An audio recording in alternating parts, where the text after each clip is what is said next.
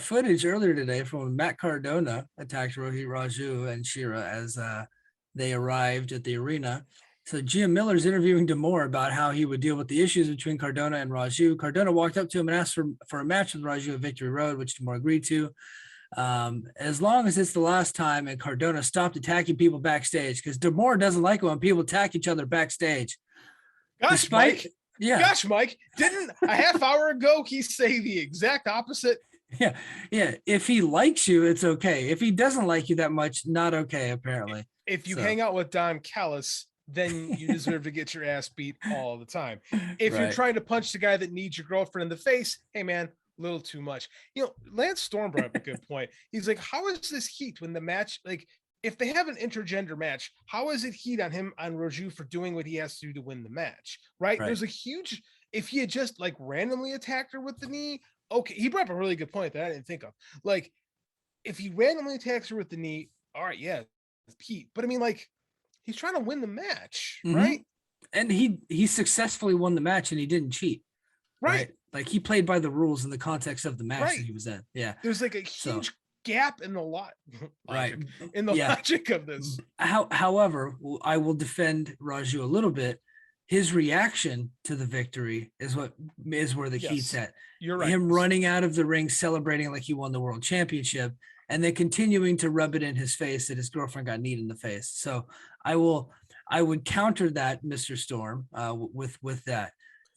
So yes, the action is not the heat; it's the act of the knee in the face. The heat is what he did afterwards. I will agree with that, and I think Rohit Raju, Hakeem Zayn, is one of the most consistent players in this company who doesn't get enough to do. But I've come around to this point. Matt Cardona is horribly miscast as a babyface. Yes. Yeah, he is not good as a babyface. No. He is a phenomenal troll heel, and we're missing the boat because GCW did a great job, and there's no reason he can't find a version of that character and bring it to Impact. I think we talked about this last week, but like, this is a company that for years has made its name on trashing WWE. No one has come into this company and be like, WWE was the greatest. Yeah.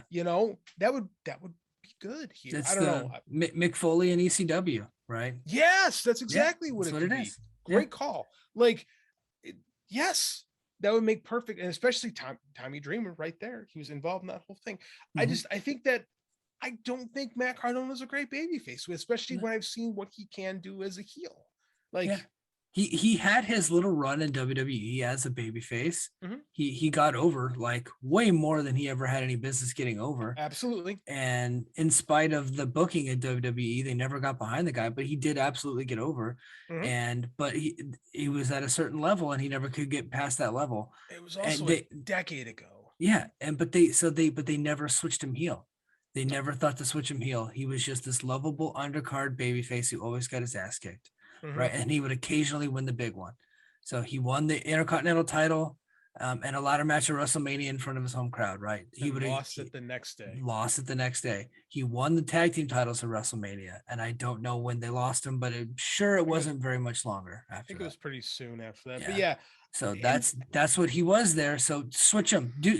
Don't rely on the same shit you did in WWE. If you're going to get outside of that system, do something different. And he is doing something different. Like, just not an Impact. Just not an Impact. And I can't blame that on him, because that's on, hey, D'Amore, Dreamer, Jimmy Jacobs. You guys see what's going on. You've got a guy in your company who is literally, for maybe even still currently, the hottest heel on the independents. And you're not utilizing him in this way that's getting everybody talking. Why don't we want people talking about us? Right. Yeah, because he's proven. Like, and I like the idea of like jaded Cardona doing this stuff.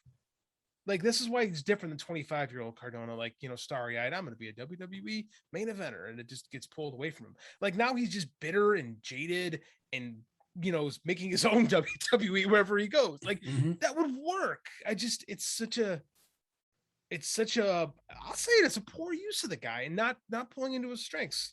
Turn the man heel. Yep, absolutely. Next